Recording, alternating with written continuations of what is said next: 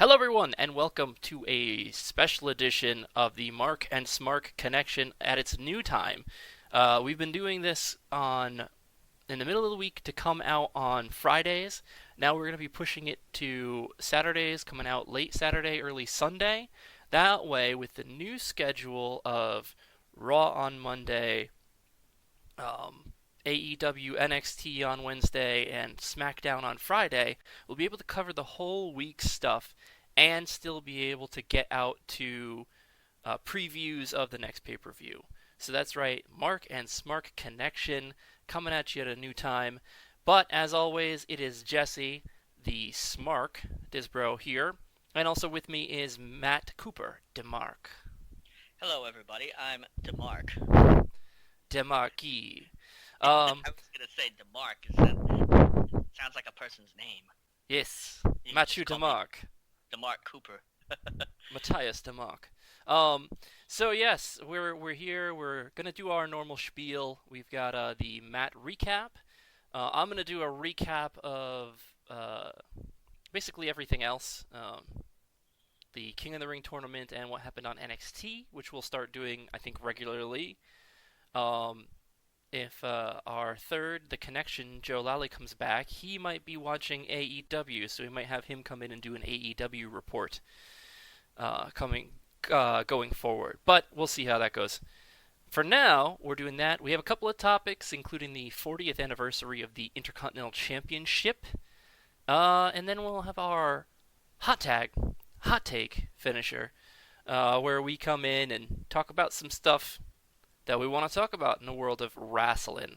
So, Mr. Matt Demark, take it away. And so this section is called the Matt Recap. We have this because I do not have cable. I don't watch the wrestling television shows. I only watch the pay-per-views with Jesse. So I try to piece together what happened on Raw and SmackDown just by looking at Twitter and Instagram, which you can find us at Mark and Smark, Facebook too. So it seems like this week the biggest thing, the thing everybody was talking about, was Bayley went bad. Bayley became a bad guy, kinda. She turned heel and beat somebody up with a chair. Yes, so the main event of Raw was the first ever women's title showcase match, First ever. which was the two world champions, SmackDown and Raw women's champions, against the tag team champions. And Sounds like fun. yeah, and Bayley, the SmackDown champion, during the match turned on Becky Lynch, the Raw champion. Started beating her up with a chair. Yeah, beat her up with a chair, and that was because her friend Sasha Banks is throwing Well, some heat against Becky Lynch. So I guess well, friendship runs deeper than then what? morality, I guess. Okay. Is Becky not Becky, is Bayley, because I've heard people say Bayley needs to turn heel, and we've talked about it on the show before. And I was like, Bayley is a heel. She's too huggy. Too many kids like her. Too many, the Bayley buddies, and I'm a hugger and all that other stuff. So what? Are her Bayley buddies gonna be giant middle fingers now, or is she straight totally bad guy heel or what? No, apparently she just hasn't changed a lot at all. She's still Okay. smiley. She's still kind of friendly. It's just that she it's kind of more nefarious, I guess. And she's getting a lot more use out of phrases like "hug you" Hug and you. yeah, and like "hug Oh off" god. instead Hug of. off. Uh-huh. So And go hug yourself. go hug Mother, yourself, yeah, stuff mother, like that. mother hugger. That's God. I mean it's pretty good. I like it, but it's interesting. We'll have to see where it goes. It's kind But of exploring a space of heels that hasn't really been explored, at least recently. yeah, you have, for example, Bray Wyatt in his Firefly Funhouse Hmm. bit, where he's smiley and happy, but he's a maniac, right? But Yes. I don't think that's what Bailey's doing. No, I don't think she's crazy. I think she just she's just valuing friendship over her friendship with Sasha over basically any other relationship on the rosters at this point. that'd be. You're right. That's kind of a strange heel space. Yeah. I'm trying to think of other heels that did things like that that weren't caricatures or parodies or insane. Um, I think Mankind might be the only one. I mean, he was demented, but he wasn't like batshit insane. So, Right. I mean, yeah. and like Dude Love was a sadist despite all of his, man, I really can't think of it. Huh. Yeah, it's What? it's I'm interested. I'm interested in seeing how this works out. Okay. Um, Yeah, because characters like that, like Brother Love or whatever, they came out and they were always sort of creepy and you thought they were twisted in some way. They didn't seem to be just honestly friendly, but at the same time a heel. So, okay. Surely Speaking this of, is a. Yeah. oh, I was gonna say, oh no, you can go ahead and finish your point. I was just Oh, ready to. I was going to say, surely this requires such nimble writing and nuance that WWE is up to it. Yeah, we'll see. We'll see how that goes. One of the things that they've done pretty well is the Firefly Funhouse. And since you mentioned it, Bray Wyatt did actually appear as the Fiend slash Bray Wyatt, and basically called out whoever's going to win at Clash of Champions for a Hell in a Cell match at Hell in a Cell in October. Oh, nice. Okay, cool. Yeah, Great. so we So might end up seeing that as a championship match going forward. I like that the Fiend is going straight into a Hell in a Cell match. That's pretty groovy. Speaking of King of the Ring, how's that looking? I'll tell you after we finish all of SmackDown and Raw. I'll just hold it off for a minute. Okay. So, the other things I sort of heard on social media is that, I believe it was Alexa and Nikki Cross lost? Yeah, Uh, they lost to Fire and to Desire, the okay, team of Sonya Deville and Mandy Rose. So okay. it's just more of tag team champions losing. Like you remember the Iconics did that basically Yeah, every time they faced somebody important. yeah, but this was it a title match? No, it was a non-title match, and that's why they lost because they don't get Yeah, to they don't lose the title. So you know, theoretically, they don't look that bad. I've Unfortunately, decided. WWE does this way too much. I've decided the only reason they're doing that is because they don't have very many women's tag teams. They don't have really many tag teams at all, to Well, be I mean, they honest. have a couple. They have the Kabuki Warriors who got one tag team title shot, and then Oh, them? Where have another they been? tag team title shot, and now are gone forever, I guess. Yeah, The Boss and Hug connection looks like they're back together, so I don't know what's yeah, up with that. that makes three across two brands. No, there's more That'd than be that. There's okay. obviously Fire and Desire, Uh, and then they could man, probably tack together a couple more if they really wanted to. man, I hope Ruby Riot recovers pretty quickly and is able to come back with Mm, somebody because the Riot Squad really actually they sort of filled a lot of space hmm and And now I that Sarah Logan and Liv Morgan basically are not on TV at all, Liv Morgan actually tweeted a video of a lot of pink hair being cut off and falling to the ground. oh man she's So been off TV so long that she's she's going all Britney Spears on us. yeah started cutting her hair and she's probably getting her tongue tattooed blue as we speak. No more lollipops. It's gonna be real. Yeah, no, and I've seen Sarah Logan is off in the woods somewhere, which is fine. She seems happy there. But yeah, the Riot Squad really did sort of fill a lot of space, and since they've been gone, I feel like the WWE's been kind of scratching their heads as to what to do with the women's tag teams. So I don't know. We'll see. I Anything think else go down? I think the 24/7 championship stuff. yeah, well there was the SmackDown was the spot for 24/7 championship stuff. Okay. Drake Maverick lost the title backstage to Bo Dallas. Bo Dallas. Mm-hmm. There's a name I haven't heard. Yeah, yeah. So Bo Dallas won his first 24/7 championship. His first. Yes. I like that. Then Drake Okay. Maverick won his like sixth 24/7 championship by getting it back, Uh, only nice. for R-Truth to emerge. They had they have the throne up there for the King of the Ring tournament, Yeah. and R-Truth had been hiding in the like the cloak Yeah. and crown the whole time. I read somewhere that he was disguised as a lamp. I guess that wasn't true. Yeah, I don't know if there was a lamp, but I don't know, maybe there was a light at the top of that thing, but he was No, in the I, robes. Oh, he was hiding in the robes. Okay, Yes, because I imagined him when I read that he was disguised as a lamp, that he was just standing there with a lampshade over his head. that would be exactly how he would be disguised as a lamp. And Drake Maverick somehow fell for that, or just didn't notice it. Or be like, "Our Okay. truth, I see you there," and then still gets kicked in the nuts and gets the title taken away. So R-Truth has won his what 5 millionth 24/7 match. Yes. Yep. They will. He will definitely break Raven's record of 20 championship reigns with the hardcore title. Ooh, say that 3 times fast. Raven's record. Raven's record. They'll definitely break that. Okay. Let's see. Anything else interesting? Aleister Black actually wrestled. Wrestled? Yeah. Oh, who'd he wrestle? He ended up facing off against Shelton Benjamin. Oh, okay. It's a Oh, good, probably a good match. I wonder who won. Aleister Black did. Oh yeah, of course. Shelton By the way, Benjamin's at this did point. we find out? Did we find out who's trying to kill Roman Reigns? Well, so Eric Rowan was confirmed Uh huh. this week, and then Daniel Bryan, he said, "No, what are you doing?" And you know, he actually tried to berate Eric Rowan, and Rowan turned on him. So Rowan took out both Roman Reigns and Daniel Bryan at the end of SmackDown.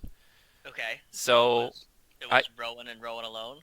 Rowan and Rowan alone, at least not Daniel Bryan. There might have been another person helping out, but Unless this is like an ultra swerve, and Daniel Bryan was involved the whole time and got it's beat up on live TV to. possible. That I would not put it past them, and I wouldn't put it past the Daniel Bryan character, the same Okay. Daniel Bryan character that went into a match against Brock Lesnar wanting to be beat up. Okay. Yeah, and also, as I recall, Eric Bischoff is at the Reigns somewhere backstage. Hmm. So I don't know that he's as Vince Russo as that. So Yeah, we'll have to see. it was Vince Russo who looked for everywhere to swerve everything, right? Yep. And resulted in lots of idiocy, I will say. A little bit, a tiny bit, yes. Okey-dokey. So that's basically everything of note that happened this week. So I'll go ahead and give you. This week was the uh, quarterfinals. Quarterfinals. Yes, the I'm quarterfinals. always confused about the difference between semifinals and quarterfinals. I had to sit here for a second to figure it out too. So the semifinals are the ones before the finals. So that's Makes the round of four. So quarterfinals, I guess there's 4 matches. So Yes. That's why they call it Yeah, there's a quarterfinals. round of 8. Makes sense. I get that confused because in the semifinals there are 4 participants Hmm. generally. So Generally, in this case, there won't be because on the Raw side, Baron Corbin did beat Cedric Alexander, but Okay. then Ricochet and Samoa Joe ended in a double pinfall. So they are both going to go on, and it's going to be a triple threat to see who's going to come out of the Raw bracket for the King of the Ring tournament. Okay. That's probably it's probably the best reason I've heard for just making something a triple threat. Actually, so Yeah, I mean, I generally triple threats. I'm like, whatever. But okay. and it's better than just having somebody get a bye because both of them lost, right? Which would have been Baron Corbin, and everybody would have been like, yeah, Baron Corbin. So All the way to the finals, Baron Corbin. I still think Baron Corbin is gonna win. I think that he has a very good chance of emerging from this match as well, because Ricochet and Samoa Joe may end up fighting each other, and Baron Corbin just ends up kind of stealing the victory here. Would make sense. And I think it's probably a good place to rehabilitate Baron Corbin's gimmick to an extent. Like he's wearing a tank top now instead of that damn vest and long sleeve shirt. So they're already kind of getting there. And Yeah, I do well, think, if he wins, he'll be King Corbin, and he can wear the robes and the crown. yeah, you can take a page out of Booker T's book. That was totally unintentional. That's right, Book. You tell him, Book. You can take a page out of Booker T's book. I gotta remember that. But yeah, and the King Corbin thing would work pretty well because I think it'd fit him, and he can come out and roll that happy horse shit. Well, And it's it'd be great. entirely possible because a lot of people's brackets got broke on the SmackDown side because Elias beat Ali, Ali. Mm-hmm. And I mean, Chad Gable beat Andrade. Jesus, really? Yeah, I had that man going a lot further yeah, than Chad Gable. Okay, yeah. So I interesting. mean, there's a real potential Chad Gable push, and the Twitter was remarking that the start of the match was so dead, Hmm. but by the time Gable and Andrade finished, it was actually people were really getting into it and they were cheering. So I don't know, maybe there's something to Chad Gable, and this is the kind of build that you can only really get from the King of the Ring tournament, where people just get Probably. to watch you wrestle over and over again and be like, wow, there's really something there. Yeah, and that's one of the things I like about the King of the Ring tournament is it's a tournament. There's not a story. You don't have to come up with a reason for these guys to wrestle. It's just, hey, here's your next match, go wrestle. Which sometimes storylines can come out of that, you know. Hmm. And also, it fills time on TV and you get to watch wrestling, which is what you came for. Wrestling. So, yeah. Okay. Okay. So I'm Well then, thinking it's Baron Corbin coming out of the Raw side and Chad Gable coming out of the SmackDown side at this point. I really think it's going to be Baron Corbin to win because I think that for a long time, backstage for whatever reason, they wanted Baron Corbin to have a bigger role, Hmm. but they haven't really figured out what to do with him. Yeah. So, Well, he's the best heel that they have right now. hmm He's the most I guess he's the one who he's the heel that does the best job at it. yeah, The he's best like, job being and he's like detestable. 100% heel right now compared to like other more prominent figures like Braun Strowman, who's just, Hmm. Braun Strowman's just Braun Strowman. He's not heel or face. He just Or even is. AJ Styles. AJ Styles. Okay. He's a I don't heel know. right now, technically. Sure. Yeah. Okay. Exactly. See, that's the whole thing I was trying to get across here. It worked. AJ Styles is heel right now. Sure. Right. Okay. So I'll give you the NXT report right now. It looks as NXT gets ready for live TV. Hmm. We ended up having a championship match. There was the winner of the 2019 Breakout Tournament, Okay. Jordan Miles, took on NXT champion Adam Cole, and I guess it was a pretty good match, but Cole retained. Hmm. We're basically seeing a lot of the storylines and some of the big players that are starting to get pushed forward here. Breezango is back. They faced Chase Parker and Matt Martell. So when you see somebody like that on SmackDown and Raw, it's Hmm. generally just local workers who they bring in to wrestle. Okay. But when you see it at NXT, these are people who are probably in training. But yeah, they're like at the performance center getting, promo classes and all that other happy work. Yeah, so they get to do a little bit of, they get to have a TV match and get critiqued and show how well they can do, and then they go back to the training grounds and figure some more stuff out. But Okay. it's Breezango is being pushed, I guess, as a team, as a tag team Okay. for this division. So we're kind of establishing that. Like I mentioned, I think it was last week or the week before. It's nice to see these like a couple more established people come down to NXT Yeah, to I mean, kind of flesh it out. yeah, and there's more for them to do there, and they're gonna need more people so they can have a weekly television show anyway. Uh, Hmm. as you said. Yeah, because they're going to move to 2 hours instead of just the one. Yeah, and they're simply gonna need more people, and that will give the Brizongos of the world who were called up, did a funny bit, and then vanished into the ether, more to actually do. Right. Like EC3, whom I'm still holding up as like one of the prime examples of somebody who was called up and absolutely never used for anything at all ever.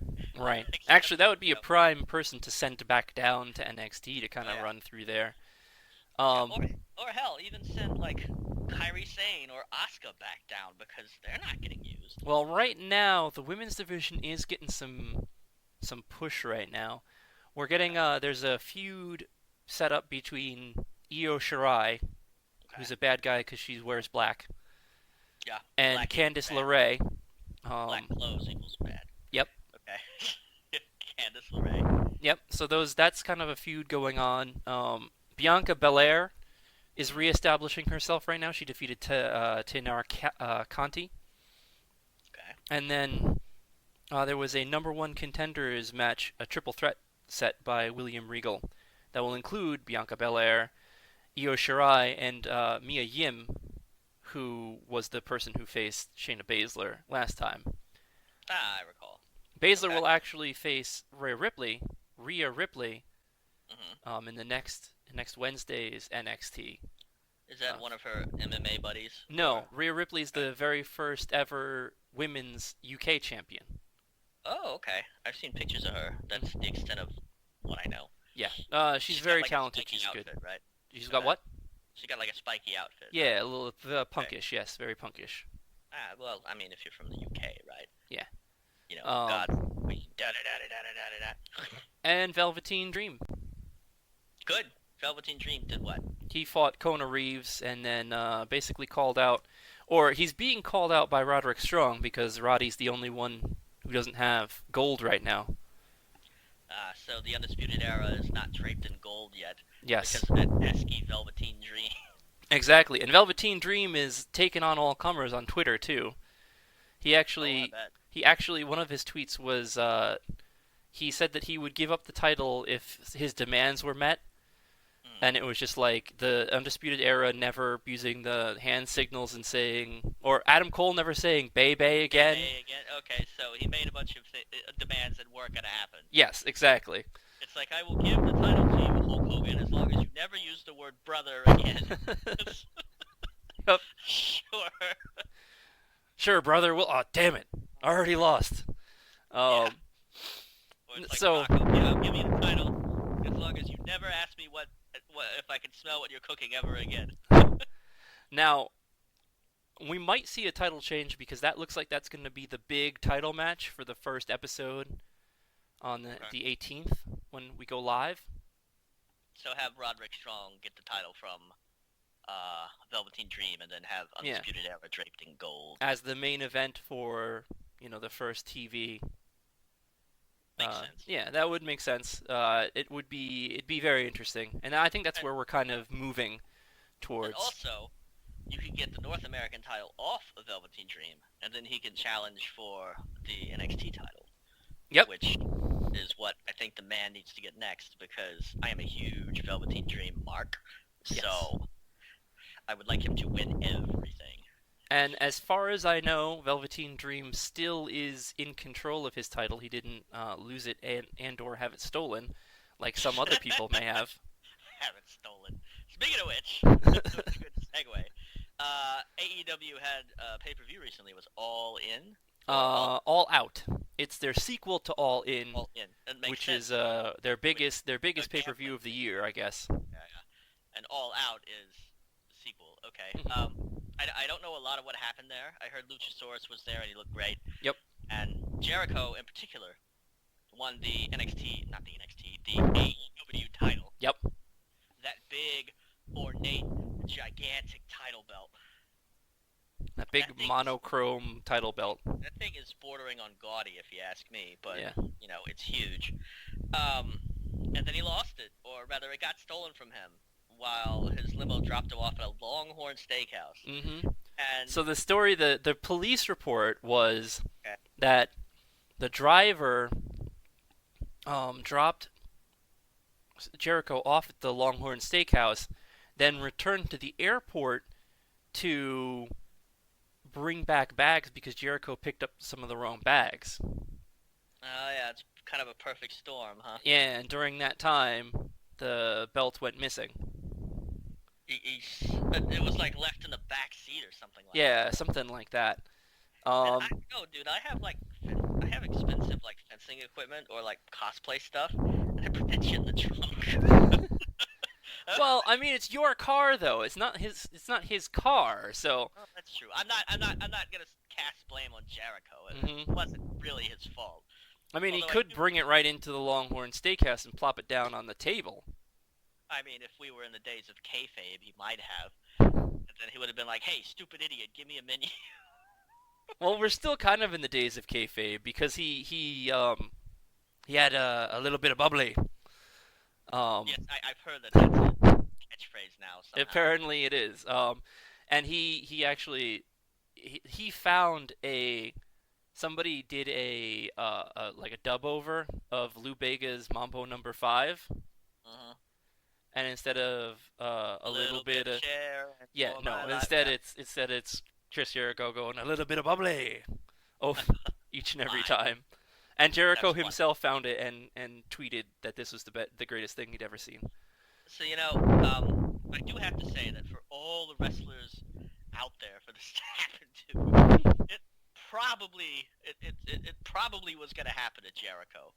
And of all the wrestlers for this to happen to, who could probably just brush it off or survive it or Yes, work it to their advantage, it's Jericho. a So consummate professional. Yeah, he was original. yeah, He then had a little bit of bubbly in his hand while he was sitting in a hot tub, and he said, "I have launched a worldwide investigation of into course. the disappearance of the title belt." And it was found like less than 24 hours later, right? They got it back. Probably something like that. Yeah, Okay. or they just Yeah, made a new one. One of the two. I've read reports that he But had the title belt back. everybody AEW jumped on it and they had fun with it. So that only left the space for Twitter, for the Twitterverse to have fun with it as well. I mean, what else are you gonna do in that Well, I could have said, This is like this is why they should have put the belt on a new and upcoming talent, because Jericho doesn't, he doesn't deserve it. He doesn't treasure it like they would have. He just left it in the back seat of his limo because he's done everything else. I get it. Yeah, no, that argument aside, I do like that everybody seems to have thought it was more funny than anything else, and Mhm. nobody has really like held it up to AEW like, oh, you guys don't know what you're doing, you know. No. It is also funny that this newly minted, newly placed championship was lost like what, a week or two before they went on the live TV. Right. So The very kind of first champion lost it the next day, the same day, basically. I like the fan theory that I read was that Jericho just like put it on the roof of the limousine and forgot about it. The limousine drove off. They found it in the grass, right where it had been the whole time on a road in Florida. And they're like, here it is. Excuse me. But yeah, I heard some grousing. People were upset that Jericho won AEW's like first major title. Well, of course, the AEW. This is the very first like big ping for AEW's fandom. One of the Okay. big things that they like, that AEW fans like, is that it's not the same people getting put over all the time, and there's a lot of indie wrestlers who are getting a real good look and more exposure because of this. Hmm. And I think some of them just were disappointed that it wasn't, Adam Page, somebody who was on Being the Elite, that they had watched all the YouTube web series. But the truth is, you gotta have Jericho win because you have to have somebody of that caliber when you start TV. It's just Yeah. that simple. And to be honest, if you're gonna not put butts in seats, but if you're gonna put eyes on screens, more people know Jericho than Hangman Adam Page, which I almost called him Hangman Adam Cole. So you see, Hangman Adam Cole, baby, Hangman Adam Cole, baby. comes that was comes out on a horse, throwing Undisputed Era signs up. Yeah. Um, Yeah. but no, the casual fan will probably be more drawn to Chris Jericho than Adam Page. Yeah, and to be honest, if you're on television, you're competing for casual fans. For instance, if I Hardcore. showed you a picture of Adam Page, you probably wouldn't be able to tell me who it was. No. If I showed you a picture of If Chris you showed me a Jericho, yeah, no. If you showed me a picture of almost anybody in AEW, I wouldn't be able to tell you who they were, aside from Cody Rhodes, Dustin Rhodes, Jericho, and Pac, yes, formerly known as Neville. But that's it. who ended I up don't know. beating Kenny Omega by referee stoppage, actually, in their I match. would recognize Kenny Omega because he had that match with that little girl, and I've seen a lot of gifs of that. So But you'd recognize the hair, the Kenny Omega hair. oh yeah, and if he kicked a little girl in the face, you'd be like, wait, this is familiar. You'd also recognize Sean Spears. You just might not be able to say what Sean Spears' name is, because you might say that's Ty Dillinger. I was about to say that's Perfect 10 guy. Right? Yeah, Perfect 10 guy. Yep. Just so you know, I wouldn't recognize him. Oh, you would also recognize. There's one other person that you'd recognize that you mentioned, and he's JR. very recognizable. JR. No, because well, JR. I'm talking about wrestlers, and you already mentioned him today. Sorry. Um, Braun Strowman. Nope, Braun Strowman is not signed to AEW. I don't know. This guy's Hogan. big, tall, and looks like a dragon dinosaur. Yeah, yeah. I'd recognize Luchasaurus just because I'd see a gigantic luchador and I'd be like, okay, that has to be Luchasaurus. Yes, and dressed like it's one of those things that's like, yup, that can only be a Luchasaurus. Uh huh. That Like can be no other thing. like when you hear the character The Undertaker and then a man walks out dressed like an Undertaker and you're like, is that The Undertaker? Right. Clearly, that's what's gonna happen. Clearly, that's the thing. I will say that there's a part of me that does miss those kind of cartoon characters they used to have. Like, whenever Hmm. Erwin R. Shyster would come out, IRS, and be like, is that? Yeah, he looks like an accountant. Looks Okay, like there. AEW is gonna sprinkle in one or two of these kind of characters as they start. So they have Jurassic Express, which is Jungle Boy, Luchasaurus, and Marco Stunt. Sounds Um, fun. and then they had the librarians. I'm not sure whether that's still going or not. The Um, librarians? mhm. Like sexy librarians or just librarian Just librarians? librarians. I mean, Leva Bates is relatively sexy, but she's not. Wait, is That's it a not. chick? There's a chick and a dude, and they Chick and a dude. each one says that they are the librarian. That's funny. So they're like at odds with each other, and their whole gimmick is just walking up to people and going shh. Yeah, so that's interesting, and we're gonna see whether some of that stuff kind of sticks here Well, to in be honest, AEW, I think there's always a place for very colorful characters like that, and you should be able to find them anywhere. I or think that in the WWE they've taken people like Drake Maverick and they've made them cartoonish, Mhm. which is to Drake Maverick's benefit. But they've done it without having to make somebody like you're the plumber, you get to come out with the plunger. You know, I mean, uh, the somebody along those lines is like in Orange Cassidy. I've heard that name. Hmm.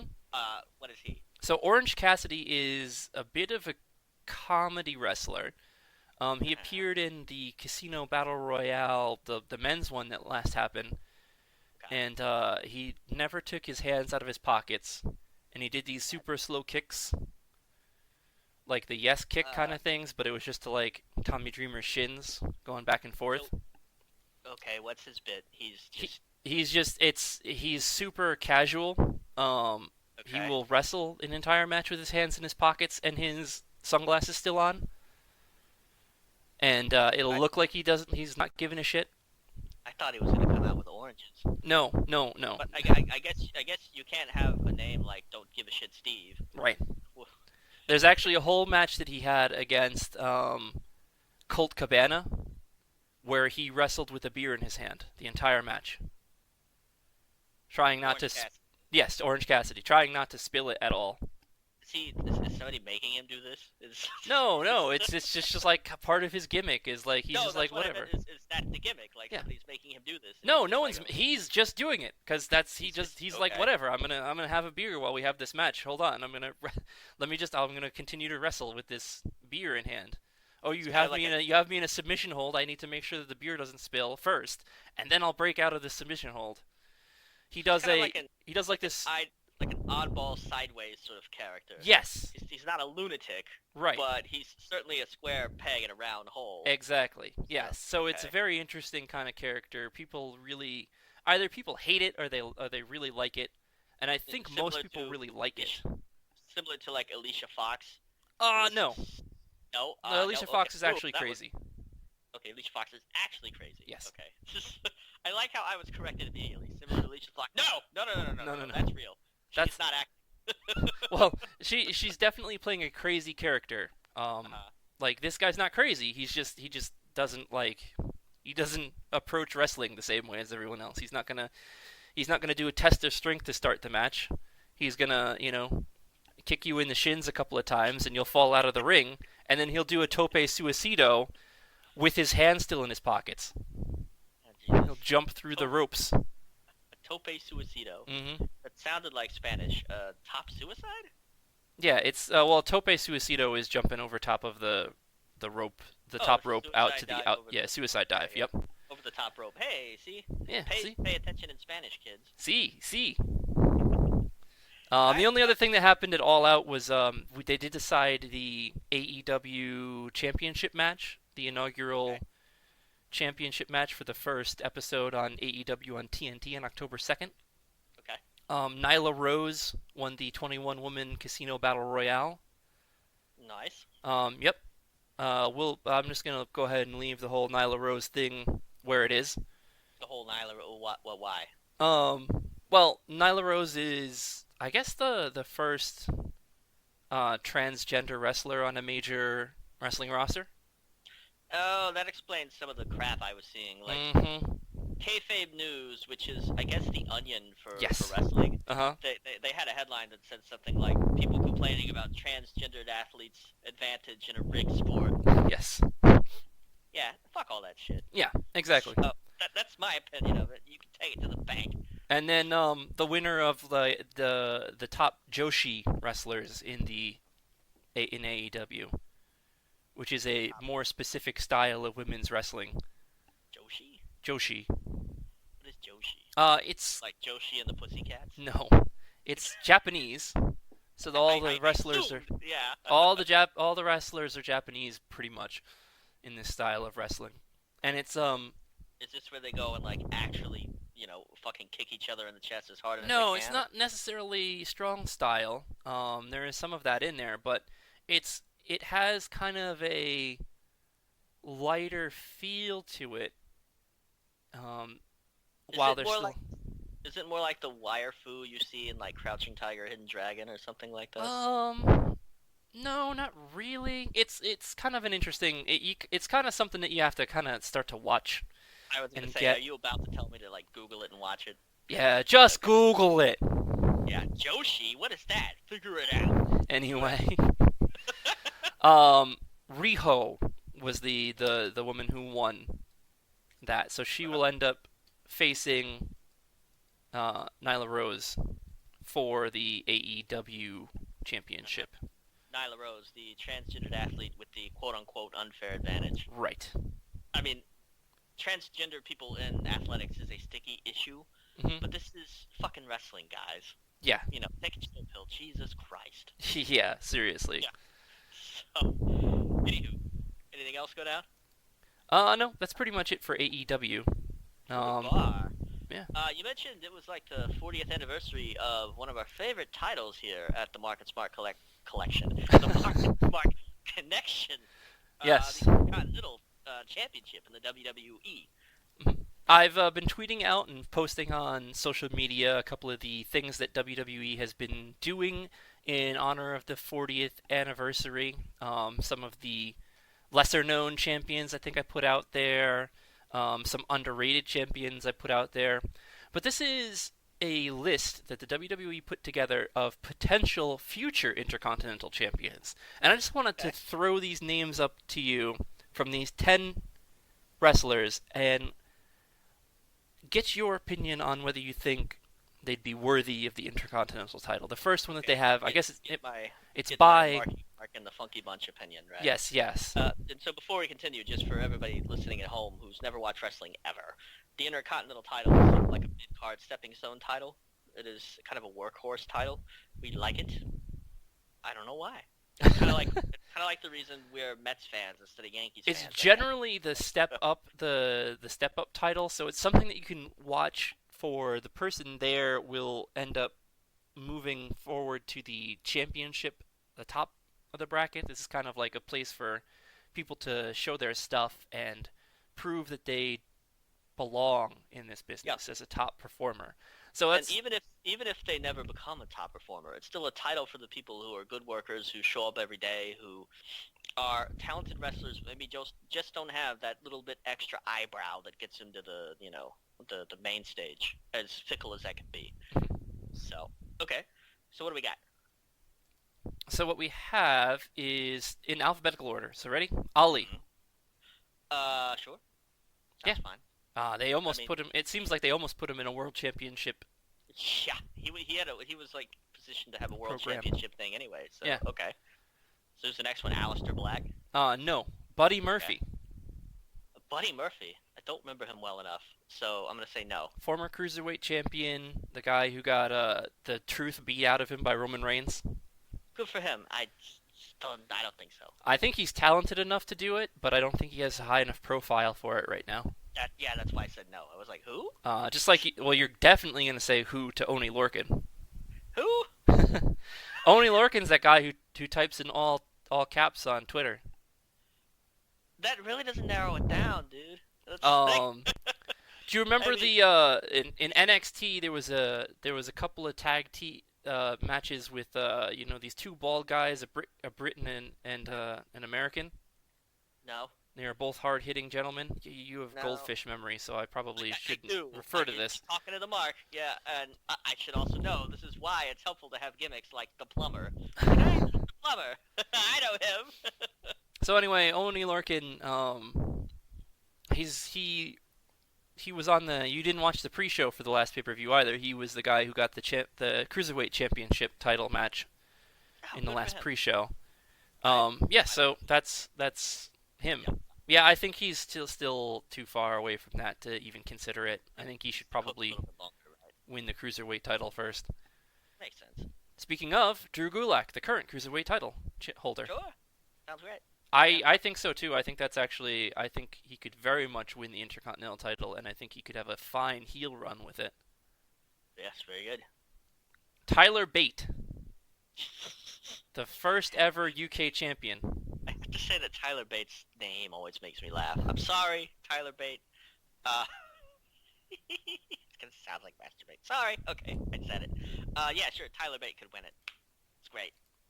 Well, if Tyler Bate can win it, you probably will also give the vote of confidence to Pete Dunne. Who? Pete Dunne? Oh, the bruiserweight. Yes. Okay. That's the guy I keep confusing with Tyler Bate.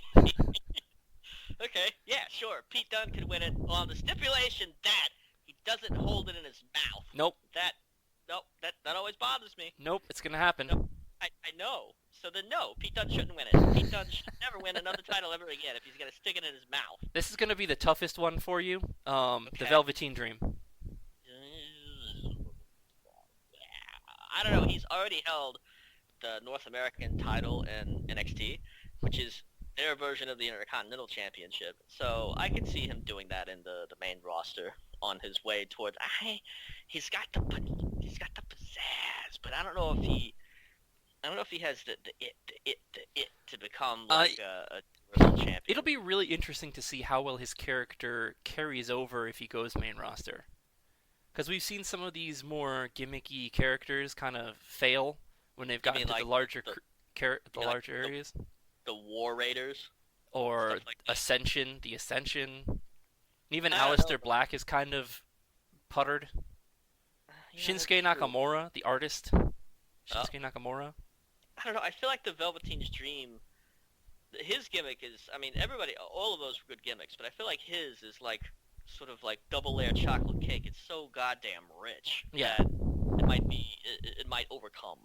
I am with you on this. Apparently, they decided to add a couple other names here after they went through, because they got 2 more A's here. Andrade Cien Almas. I mean, yes, absolutely. I could see him as Universal Champion, to be honest. I'm with you there too. So I think maybe a stint as the Intercontinental Champion to raise the profile would be perfect to run there. And here's another guy who's very underrated and may deserve a title run like this, and that's Apollo Crews. Yeah. Okay. Yeah, that'd be a good place for him to be. Yeah, I think your reaction is pretty good. Like, maybe not, but I think so. I mean, I don't think it'd hurt the prestige of the title, and you give it to Apollo Crews and see what he can do. Right. You know. I think give him the brass ring and see if he can Yeah. swing through the competition with it. It wouldn't be like, to quote the worst example, giving the WCW title to David Arquette. Right. I mean, or the cruiserweight title to Enzo Amore, who. See, I didn't hate that particular one. I liked it. Entertaining. I think they needed someone entertaining, and I think it was cool to give them, like an alternate kind of option from the flippy guys. But yeah. Oh no, because not all smaller wrestlers, and these are smaller guys, relatively speaking. Hmm. Not all smaller wrestlers need to be flippy shit. They could be like twitchy assholes like Enzo Amore was. Hmm. But as far as I understand, he was not generally the best in-ring worker. So, aside from, selling the shit out of getting clotheslined. Yes, selling every move ever. Yeah, So here's the I 10th mean, and final that's what person, you need. Okay. Walter.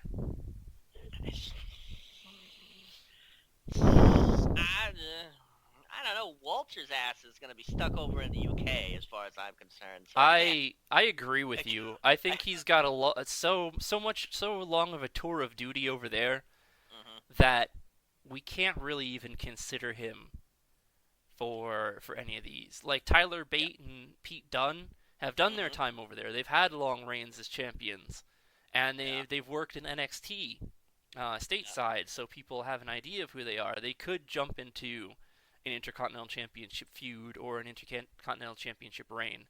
But But I Walter, think. I think, just no, too far away.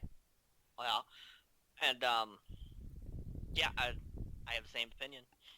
And to be honest, if you brought Walter over, people might have Lars Sullivan taste still in their mouths. So we'd have to give a while for that to get over. Yeah, Yeah, the real Lars hairy Sullivan's still taste. technically under contract. Then I gotta touch him for a while. Yeah, So, we'll see. We'll see where everything goes from here. okay. All right. Alright. That's it. That's everyone we had there. Okay. So, So barring this is anything else. yeah, this is the end. This is where we normally do our hot tag, hot take. So this is the chance for us to basically say whatever we want about something at least tangentially related to wrestling, and we don't really get a chance to jump in and talk over each other's points. We get to make our point, and it all starts when somebody yells out "hot tag, hot take," So, and hot tag, hot take. I'll begin. Mine's short and sweet. Stone Cold Steve Austin has a new show on the USA Network. It airs after Raw. It's called Straight Up Steve Austin. It sounds like fun. His guest on the second episode, I believe, was Becky Lynch, the man. So they hung out close to Los Angeles, and they threw axes and stuff, and they rode four-wheelers, and, they did typical Stone Cold Steve Austin stuff. And at the end of the episode, they shared a beer together in a ring, and then Becky Lynch kicked him in the stomach and stunnered him, and the man went down and spit out the beer, and he strolled it like a champ, put Becky Lynch over. That was fantastic. I don't think I've seen Steve Austin put anybody over like that in a while, and because the dude's retired. But it was nice, and after that, Becky Lynch said to him, "That's what happens when the man comes around," which is a fantastic catchphrase. yeah, so hot tag, hot take. I'm gonna jump right in, and I'm gonna tell you that I do have a relatively large collection of plastic WrestleMans. Um, there's the duo of Zack Ryder and Kurt Hawkins, who have their major wrestling figure podcast, but they also have the show Figure It Out on WWE TV. And Zack Ryder is an idiot. What?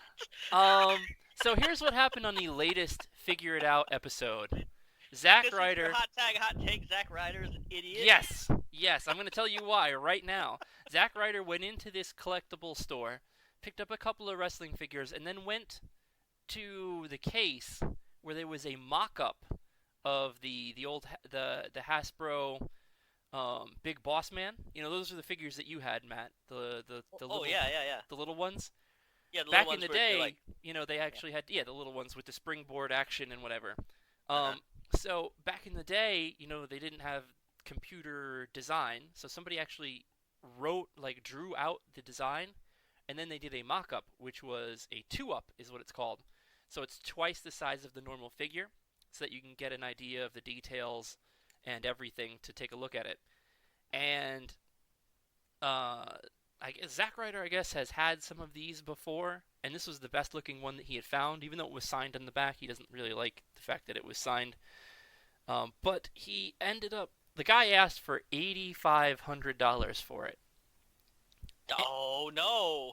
He wasn't that stupid. He wasn't that dumb to go in for $8,500. So that's 8,500. Yes, he Okay. countered with 4,000.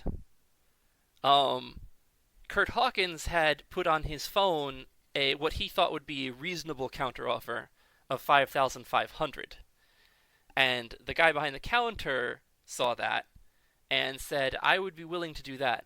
And after nearly a half hour of hemming and hawing, Zack Ryder pulled out his credit card and bought the damn thing for $5,500. Are those things actually worth Yes, $5,000? yes, it actually might have been. In the condition it was, it probably actually could have been sold for $7,000 or $8,000. I hate to say, but at what part of Zack Ryder an idiot? Well, the fact that we got the long running joke at the end of the episode, which was his fiance getting the credit card bill and wondering why he still hasn't bought her an engagement ring. Okay, Zack Ryder, you're an idiot. unless you're gonna hand her that 2-up of the Big Boss Man and say, "Honey, will you marry me?" Oh my god. It's very they have I think they have an engagement ring, but it's just this whole like he's got a plan for this wedding and he keeps throwing $5,000 stuff like this instead of Well, you know. I mean, we don't know what the band makes, dude. Yeah, I know. He's actually been with WWE long enough where it probably is within his realm, but it's funny. Like I'm not like I guess if I had more expendable income, I might consider this sort of thing. But I'm not that crazy about collecting. I'm not that crazy about getting figures. I don't know, dude. When you got the means and you got the mania, then you Well, will find yourself buying like $5,000 2-ups of the Big Boss Man. there is collecting and then there's addiction, and I'm not sure where this falls for Zack Ryder. Speaking of falls, we've had a hot tag, hot take. Now it's time for our finishing move.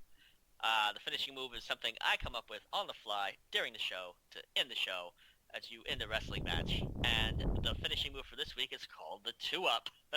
You get your opponent up on the top turnbuckle and you get him in a power bomb position, and then your tag team partner gets you in some kind of power bomb position, and then both of you power bomb them at the same time from a great height. It's twice the power bomb. It's a 2-up. That sounds like a very powerful bomb to me. So I think that would be well enough to get us the 1, 2, 3. Let our music play. Let us wander gracefully back to the backstage under the applause of all the fans. Put all of our gear in the bag. Get into the limousine. Go to well, I think we'd go to Outback instead of Longhorn. What did you think? I like Outback. Yeah, Outback instead, and not forget any of our titles in the damn limousine. Otherwise, while we're sitting there eating our steaks, you can listen to us here on the Mark and Smark Connection podcast at markandsmark.podbean.com, Spotify, iTunes, Google Play Music, YouTube. Right now we're being hosted by my YouTube channel, Black Ghost Productions. We're working on getting the Mark and Smark Connection podcast YouTube channel up and running.